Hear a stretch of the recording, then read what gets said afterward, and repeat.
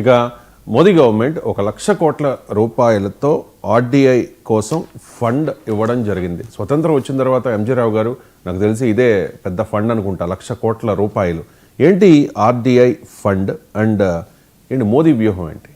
Yes అండి, మోడీ ఒక పెద్ద స్కీమ్ని ఏదో డిఫెన్స్ స్కీమ్ కాదండి.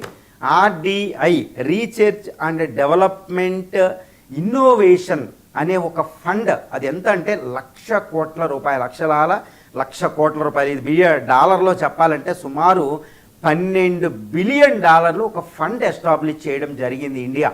ఇది ఏంటంటే స్వతంత్రం వచ్చిన తర్వాత ఈ ఫండ్ మొట్టమొదటి ఒక అద్భుతమైన ఒక టార్గెట్ ఓరియంటెడ్ ఫండ్. ఈ ఉద్దేశం మోడీ మాటలో చెప్పాలంటే వికసిత్ భారతదేశాన్ని డెవలప్డ్ కంట్రీ చేసేది 2047 నాటికి చేసే ఇది ఒక ఫండ్, ఇది ఒక సాధనం, ఇది ఒక మీన్స్ అని ఆయన అద్భుతంగా చెప్పడం జరిగింది.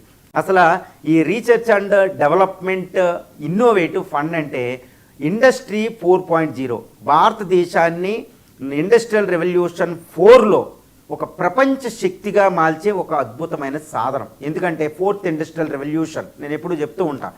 ఫస్ట్ ఇండస్ట్రియల్ రెవల్యూషన్ టైంలో బ్రిటన్ ఆధీనంలో ఉన్నాం, మనకు రాలే.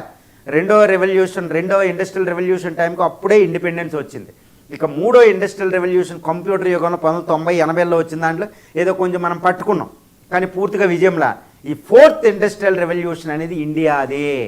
ముఖ్యంగా చైనా ఇండియాలో ఉంటే ఇండియాదే అవ్వబోతుంది. ఎందుకంటే మనకి demography, dividend, development, highly fastest growing economy. కాబట్టి దీనికి సాధనం ముఖ్యంగా ఏఐ అనేది, అంటే ఈ research and development innovative fund అనేది 1,00,000 కోట్ల రూపాయలు దేని మీద దృష్టి పెట్టబోతుందంటే ఈ ఆర్టిఫిషియల్ ఇంటెలిజెన్స్, కృత్రిమ మేధ, తర్వాత ఐఓటీ ఇంటర్నెట్ ఆఫ్ థింగ్స్ అనేది, రోబోటిక్స్ అనేది, బయో ప్రింటింగ్ అనేది, biotechnology, agro based new technology, frontier technology, space technology, తర్వాత ఎడ్యుకేషన్ రీసెర్చ్, ఇలాంటి వాటి మీద ఎన్నో అంటే న్యూ టెక్నాలజీస్ మీద పెట్టబోతుందన్నమాట.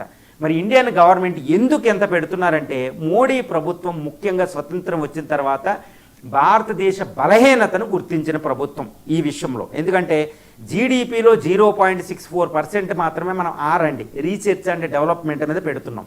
ఇది ప్రపంచంలో డెవలప్డ్ నేషన్తో పోల్చిన వేరే సౌత్ కొరియా, ఈ తైవాన్, ముఖ్యంగా తైవాన్లతో పోల్చిన మనం చాలా అధమ స్థానంలో ఉన్నామన్నమాట.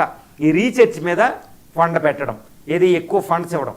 ఈవెన్ మన ప్రైవేట్ సెక్టార్ కంపెనీస్ కూడా ఎక్కువ పెట్టవు. ప్రపంచంలో శాంసంగ్ సౌత్ కొరియాలో ఇలాగ అమెరికన్ కంపెనీలు పెట్టినట్టు మనం పెట్టవు. కాబట్టి ఇండియన్ గవర్నమెంటే ఈ యొక్క లోటును పోల్చడానికి ప్రైవేట్ కంపెనీలు కూడా R&D ప్రమోట్ చేసేటట్టు ఈ ఫండ్ పెట్టడం జరిగింది. గవర్నమెంట్ ఆర్గనైజేషన్స్కే కాదండి, ఒక అద్భుతమని చెప్పవచ్చు ఈ విషయం. ఎందుకంటే నాన్ బ్యాంకింగ్ ఫైనాన్షియల్ ఇన్స్టిట్యూషన్ అంటే ఫండ్ ఆఫ్ ఫండ్ అంటారు. ఫండ్ ఆఫ్ ఫండ్ అనమాట. అంటే ఈ రీసెర్చ్ అండ్ డెవలప్మెంట్కి ఎవరైతే ఫండింగ్ ఇస్తూ ఉంటారో non banking financial institution, development financial institution, అదేవిధంగా ప్రైవేట్ బ్యాంకులు అన్నీ కూడా వాటికి ఫండ్ చేకూరుస్తారన్నమాట ఈ గవర్నమెంట్ ఆర్డీఐ ఫండ్ అనేది. ఇది వీటికి ఫండ్ ఇవ్వడం వల్ల అవి కూడా ప్రాజెక్ట్స్ని గుర్తించి ఫండింగ్ చేస్తాయి అన్నమాట, రీఫండింగ్ చేస్తాయి.